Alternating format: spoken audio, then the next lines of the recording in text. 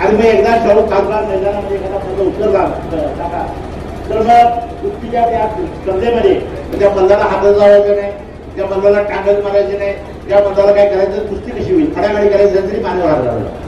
आणि मग हा मानव हात घालायला झाला तर तुमचं गादीचा आपला गाडा काय अशी गोदर टांगावा करतो आम्ही हळूहळू निर्मित करतोय. तर मला या निमित्तानं सांगितलं पाहिजे आता जे महाराज साहेब जे आहेत ते कोल्हापूरचे आहेत का, वारसदार खरे आहेत का, हे सुद्धा कुठेतरी दत्तक झालेले आहेत. खरे वारसदार ते नाहीत. खरे वारसदार तुम्ही आणि आहोत, शाहू फुले आंबेडकरांची मंडळी आहोत. आणि या वारसदाराच्या निमित्तानं निश्चितपणानं कोणाचा विचाराचा उल्लेख बाबासाहेब साहेबांनी केला. माझे वडील पहिल्यापासून सदाशिवराव मंडलिक यांनी आयुष्यभर पूर्वाचा विचार केला, अन्नाने जपला. कारण शाहू महाराजांची भूमी आहे. छत्रपती राजश्री शाहू महाराजांनी आपल्याला पुरोगामी विचार शिकवला, समतेचा विचार शिकवला. आणि हा विचार शिकवत असताना माझं तर म्हणणं आहे या जिल्ह्यामध्ये राहणारा सामान्य माणूस असेल, नागरिक असेल, महिला असेल, यांना जन्मजात या हवेमध्ये या पाण्यामध्ये आणि ते गुण आहेत, आमच्या डीएनए मध्ये असे गुण आहेत की जन्माला आल्याला माणूस हा शाहू आणि हा शाहू विचार घेऊनच कैलासवासी बाबा कुबेर साहेब असतील, कैलासवासी नरसिंहराव पाटील साहेब असतील, अण्णा असतील किंवा माझे वडील असतील, यांनी आयुष्यभर विचार जोपवला. आणि आज आमच्या मित्रांना आधी मुन्ना साहेबांची होते म्हणजे आम्ही मैत्री केली.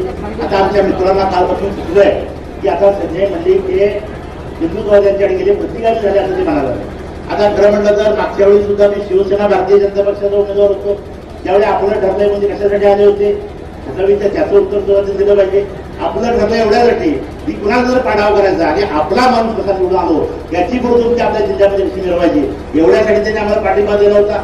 आज म्हणतात ते आम्ही फार उपकार केले त्याचा पैरा फेडलेला आहे, मंडलिकांच्या अवलादा तुमचा पैरा फेडलेला आहे. पण हे बोलत असताना तुमच्यावर काय काय उपकार केले आता तुमच्या उत्तर तुम्ही समजून घ्या.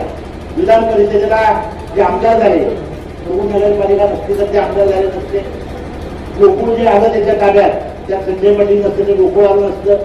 हे उपकार ते विसरले आणि म्हणतात उपकाराची जाणीव त्यांना नाही. म्हणून पण आदरणीय आमचे माजी पालकमंत्री यांनी सुद्धा लक्षात घेतलं पाहिजे हा जिल्हा कुठल्याही धर्मांच्या हातात देण्यासाठी नाही. त्यांची मर्जी ह्या वेळी अशी आली की पुरोगामी, दुसऱ्या वेळी आली तर ते प्रतिगामी, असे हे जिल्ह्यामध्ये चालणार नाही. आणि म्हणून या जिल्ह्याचा सामान्य नागरिक, सामान्य मतदार दूध का दूध आणि पाणी का पाणी करणार आहे. या निवडणुकीमध्ये जेव्हा येतील तेव्हा निश्चितपणाने त्यांना प्रश्न विचारा. मागच्या वेळी तुम्हाला चालू होते, यावेळी अचानक असे हिंदुत्ववादी झाले असं तुम्हाला कसं वाटायला लागलं. मला वाटतं मुन्ना साहेबांचे ते जुने मित्र एकदा विधानसभेला ते उभारले होते आणि त्या विधानसभेच्या निवडणुकीमध्ये भारतीय जनता पक्ष शिवसेना 5 झेंडे घेऊन उभारले.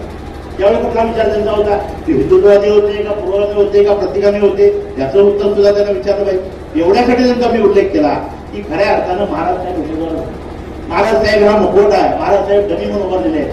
खऱ्या अर्थाने या निवडणुकीमध्ये लोकसभेचा उमेदवार कोण असेल तर बट्टी पाटील उमेदवार आहे आणि बट्टी पाडताना स्वतःला उभारायचं धाडच नाही म्हणून त्यांनी महाराज साहेबांना उभा केला. हा माझा पालक आहे. अजून वेळ आहे घराला फार वेळात या म्हणून सांगा, पुन्हा तरी उभा करू नका तुम्ही या म्हणून सांगा. पहिलं ते प्रयोग करायला महाराज साहेब पळून भेंडाळा ते बघायला आले. ती भेंडाळ्याचं कधी उभारले आणि मुन्ना साहेबांनी आव्हान केलं उभारते तिचे मित्र आहेत ते आणि म्हणून त्यांना उभारायचं नव्हतं. आता परवा अजितदादा म्हणाले एखाद्या निवडणुकीमध्ये एखादा कार्यकर्ता नाही मिळाला तर मग शेवटला आम्ही अभिनेता शोधतो, अभिनेता नाही मिळाला तर कुठं तर सेलिब्रिटी, तर महाराज साहेब सेलिब्रिटीच आहे आणि सेलिब्रिटीमध्ये उभा केलंय. एवढ्यासाठी उभा केले की आपल्या मानेवरचं दूध दुसऱ्या मानेवर ठेवायचा प्रयत्न केला. आणि मला महाराज साहेबांना काय बोलायचं नाही, फक्त महाराज साहेबांना एक प्रश्न विचारायचा आहे. आता काल त्यांनी घोषणा केली पाडव्याच्या निमित्तानं खासदार बदला. आता तुमचा मूड आला म्हणून खासदार बदला, तुमचा मूड आला म्हणून खासदार ठेवा, याच्यावर जनता मत देत नाही. आणि म्हणून खासदार बदला इथं पण थांबले नाही. या पुढच्या काळामध्ये प्रत्येक विभागामध्ये महाराज साहेबांचं ऑफिस टाका. मी तर म्हणालो महाराज साहेबांचं ऑफिस आहे का अजिंक्यदाराच्या शाखा आहे तिथं पण हेड विभागून बोलतोय अजिंक्यदाराचं ऑफिस आहे का काय आणि तिथं मला सह्या करू खासदाराची पत्र तयार करून. आता सह्या कधी करतो ते काका तुम्हाला जरा माहिती आहे सगळं जुन्या काळामध्ये वाड्यात का आदेश केल्याचे त्यावेळी तुम्हाला हे प्रमाणे यायची नसल्याचं प्रमाणे काय माहिती नाही. आम्ही सह्या करून ठेवणार आणि सगळा महिना रिझाल्ट करून अजिंक्यदार अजिंक्यदाराच्या अनेक शाखा काढण्याचा प्रयत्न या निमित्तानं होतोय. तो प्रयत्न सुद्धा आणून काढला पाहिजे आणि खऱ्या अर्थानं त्यांचं धाडस असेल तर त्यांनी स्वतः यावं, सपोर्ट घेऊ नये अशा पद्धतीचं आव्हान द्यावं मला आहे. आणि म्हणून मला निमित्तानं सांगितलं पाहिजे जरूर निवडणुका म्हणल्यानंतर पक्ष एकत्र येतात, एकमेकाला मदत करतात, एकमेकांच्या विरोधात राहतात. यामध्ये उपचाराची भाषा कधी असेल. जनतेनं आपल्याला निवडून दिले म्हणजे त्यांचं आपल्याला गैरा फेडायचा या भावनेनं निवडून दिले. म्हणून शिवाजीराव पाटील साहेब आपल्याला प्रथमतः आपण सगळ्यांनी आश्वस्त करतो या मागच्या काळामध्ये कदाचित आपल्याकडे माझं दुर्लक्ष झालं भारतीय जनता पक्षाकडे. पण या पुढच्या काळामध्ये जो वाटा राज्य सरकारचा केंद्र सरकारचा येईल तो आपल्याला सगळ्यांना समसमान देण्याचा प्रयत्न करेल. त्याचा अभिवचन अण्णा पक्षाला देतो. अण्णांचा महत्वाचा एक विषय असतोय बेळगाववरून वेंगुर्ल्याला जाणारा रस्ता. मी अण्णांना बऱ्याच वेळा सांगितलं आपण दिल्लीला जाऊया. अण्णा काय तेवढे आले नाही, थंडी जास्त असते, ऊन जास्त असते म्हणाले. पण अण्णांनी माझ्या आग्रह ऐकून त्याला गडकरी साहेब आपल्या शिरोला आले होते उद्घाटनाला. तिथं अण्णांना घेऊन भेटलो आणि गडकरी साहेबांना सांगितलं साहेब नॅशनल हायवे हाय झाला पाहिजे. त्यांनी मुन्ना साहेब सांगितले की मोदी साहेबांचे काम व्हायला पाहिजे. आता अण्णांनी मला बसल्यानंतर सांगितलं हायवे नॅशनल हायवे तर झालाच पाहिजे, पण रेल्वे सुद्धा तिथली झाली पाहिजे. आणि मग रेल्वे असेल हायवे असेल हा संयुक्त प्रयत्न मी आणि मुन्ना माडिक साहेब करीन एवढं अभिवचनाने निवेदन देतो. खऱ्या अर्थानं एका खासदार एक खासदार फ्री अशी परिस्थिती आहे. आणि म्हणून राज्यसभेच्या खासदार लोकसभेचा खासदार तुम्हाला मिळतोय. या विभागातले आपण सगळी म्हणजे भाग्यवान आहोत. ती संधी मला महायुतीने दिलेली आहे. या संधीचं सोनं करण्यासाठी माझ्या धनुष्यबाण या चिन्हावर प्रचंड मताधिक्याने मला विजयी करावं एवढं नम्र आव्हान या निमित्ताने करतो. आपल्या सर्वांची विनिबिलिटी हा फॉर्म्युला त्यामध्ये होता. ठीक आहे, काही वेळा एकाद दुसरं मागं पुढं होतं. आता सांगलीचं किंवा भिवंडीचं मित्रपक्षांचा आग्रहच असल्यामुळं काही गोष्टी होत्या. आणि शेवटी काँग्रेस देश पातळीवरचा पक्ष आहे. इंडिया आघाडीची सत्ता देशामध्ये येण्याचा प्रयत्न हा काँग्रेसचा पॉझिटिव्ह बाजू तुम्ही घेतली पाहिजे असं मला वाटतं. पण 17 जागावर समान काँग्रेसचे राज्यातले जे नेते आहेत ते कुठेतरी कमकुवत झाले असं टीका अशोक चव्हाण यांनी केली. नाही, आता काँग्रेस पक्षातून बाहेर गेलेल्यांच्या टीकेवर किती महत्त्व द्यायचं आहे, कारण ते सुद्धा त्या बैठकीमध्ये उपस्थित असायचे. म्हणजे अगदी शेवटच्या बैठकीपर्यंत उपस्थिती ही आकडेवारी त्यांना सुद्धा माहीत आहे. मला वाटतं आता काँग्रेसला टार्गेट करून काँग्रेसच्या पाठीमागं असणाऱ्या लोकांचं मन विचलित करण्याचा प्रयत्न आहे. तसं काही होणार नाही. काँग्रेस ताकदीनं या महाराष्ट्रामध्ये उभी झालेली आणि पुढच्या काळामध्ये उभी राहिलेली आपल्याला दिसून येईल. काँग्रेसला टार्गेट केलं जाते. काल चंद्रकांत दादांनी तुमच्यावरती टीका केली. सतेज पाटील हे फोडाफोडीचं राजकारण करतायत, समजूतदारपणाचं राजकारण नाही. आता देश पातळीवर फोडाफोडीचा पेटंट फक्त भाजपकडे आहे, बाकी कुणाकडेही नाही. तो कितीही कुणालाही त्यांनी म्हणले फोडाफोडीचं करतात, तो नाही. आता पेटंटच घेतलेलं आहे त्यांनी. त्यामुळे दुसऱ्याला कुणाला ट्रेडमार्क पेटंट हा भाजपकडे आहे. त्यामुळे दुसऱ्या कुणालाही तो लागूच होऊ शकत नाही. या निवडणुकीत सतेज पाटीलच का टार्गेट होतात, कारण जो तो येतोय सतेज पाटलांवरती टीका. तर माझ्यावर जास्त प्रेम आहे सगळ्यांचं, त्यामुळं माझ्यावर बोलत असतील हरकत नाही. परंतु शेवटी कोल्हापूरची अस्मिता ही शाहू महाराजांच्या माध्यमातून दिल्लीत पोचणार आहे. आणि म्हणून ते वेगवेगळ्या माध्यमातून टार्गेट केलं तरी लोकांच्या मनामध्ये काँग्रेस आणि शाहू महाराज हे फिक्स झालेलं आहे. संजय मंडलिक म्हणतात की शाहू महाराज आहे, कोल्हापूरची जनता तो राजहट्ट पुरवणार नाही. कोल्हापूरच्या जनतेनं आता ठरवलेलं आहे, खासदार बदला परिस्थिती बदलेल, खासदार बदला कोल्हापूर बदलेल.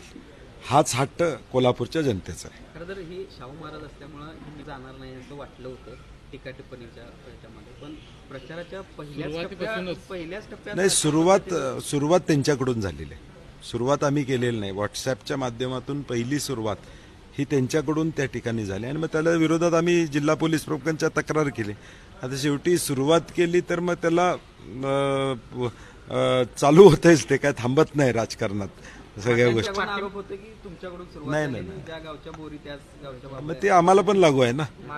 ज्या गावच्या बोरी बाबळी ते आम्ही पण इथलेच आहोत, कोल्हापुरातलेच आहोत, आम्हाला पण कळतंय. दिवसापूर्वी तुम्ही संजय मंडलिक जाहीरपणे म्हणतात की असं काय झालं की आता मी त्यांना विरोधक वाटू लागलं आणि सतेज पाटलांना आता ठिकठिकाणी शाहू महाराजांच्या ऑफिसकडून त्यांना पत्र द्यायचे आहेत, म्हणजे अजिंक्यताराच्या शाखा काढायच्या. नाही, ठीक आहे. ते आता तो निवडणुकीचा मुद्दा त्यांनी जो अजेंडा चालवला होता त्या अजेंडाला आम्ही शह दिलेला.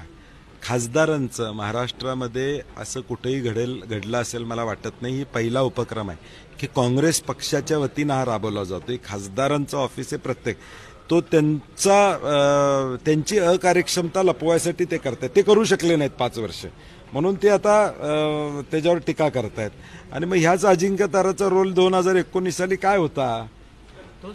पाठिंब्यासाठी मागील निवडणुकीत अजिंक्यतारावर येत होता, अजिंक्यतारावर टीका नाही, करू देत. माझं म्हणणं हरकत नाही, टीका करणाऱ्यांना हरकत नाही. शेवटी जी ताकद आहे या जिल्ह्यातली काँग्रेसची ताकद आहे ती या निवडणुकीमध्ये महाविकास आघाडीची ताकद निश्चितपणे शाहू महाराजांच्या पाठीशी आहे हे दिसून येईल. ते काहीही बोलले, टीका माझ्यावर कितीही केली तरी मी म्हटलं तसं लोकांच्या मनामध्ये महाराजांच्या बद्दलची आपुलकी प्रेम आहे ते काय काढू शकत नाही. मोदी शहा आणि नारा देत असताना काल 353 जागा प्युअर भाजपच्या आहेत, उरलेले 47 आम्ही कशाही काढू अशा पद्धतीचं गणित आहे. तर या देश पातळीवर हे नाही ठीक आहे, दादांचा थोडा अभ्यास जास्त आहे. पुण्याच्या पोटनिवडणुकीमध्ये पण हुईज दनगेकर म्हटले होते आणि मग त्याचा परिणाम आपण बघितलेला आहे. त्यामुळे काय फार आकडेवारी समोर आहे की आता महाराष्ट्रात महाविकास आघाडी काय होणार आहे, बिहारमध्ये काय परिस्थिती राहणार आहे, साऊथमध्ये कुठलं राज्य आहे की जे भाजपला मिळणार आहे. ह्या कॉन्फिडन्स बिल्डअप, त्यांच्याच केडरमध्ये कॉन्फिडन्स बिल्डअपसाठी हा प्रयत्न आहे.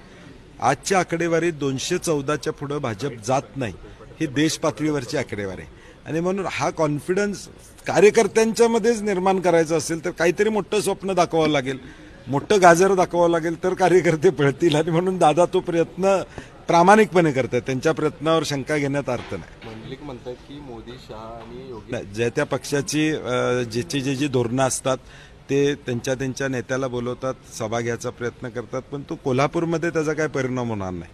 कोल्हापूरकरांचा निर्णय पक्का झालेला आहे आता की अकार्यक्षम मागची 5 वर्षे कोल्हापूरकरांनी बघितलेले आहेत आणि विजन विरुद्ध अकार्यक्षमता अशी ही निवडणूक आहे.